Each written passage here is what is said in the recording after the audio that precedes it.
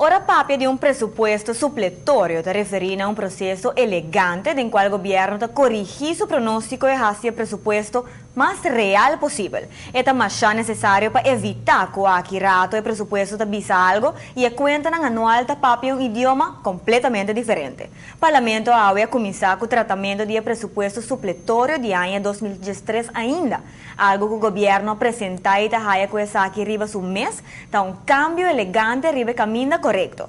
Un cambio para sobre según el gobierno actual, de un pasado de gobierno de otra asignatura, no todo el Parlamento mes con tipo de presupuesto en Asina.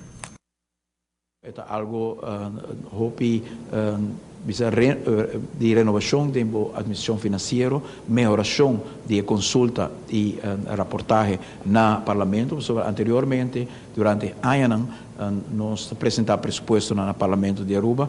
Agora aprovar e depois nunca também back final de ano para dar conta quanto está realmente para fazer ajuste não arriba conta hora realizar. O qual nós mira que for de já rekening de presupuesto não do passado, está resultar com suma hobby grande tá passar o presupuesto e nunca o parlamento está agora informar de saque, discutir saque. Nós introduzir cambio de saque na final de ano nós entregar presupuesto supletório.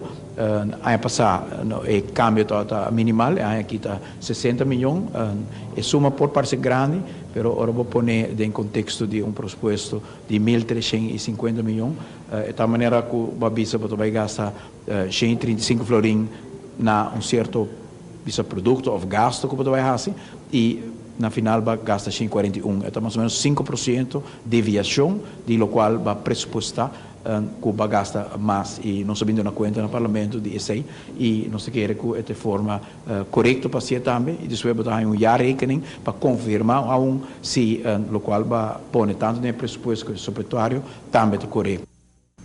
O governo está consciente que a suma que a pedir adicional está mostra hopi, pero é para corrigir erros do governo no passado, especialmente para o pago de benefício e arreglo da posição jurídica de empleado público.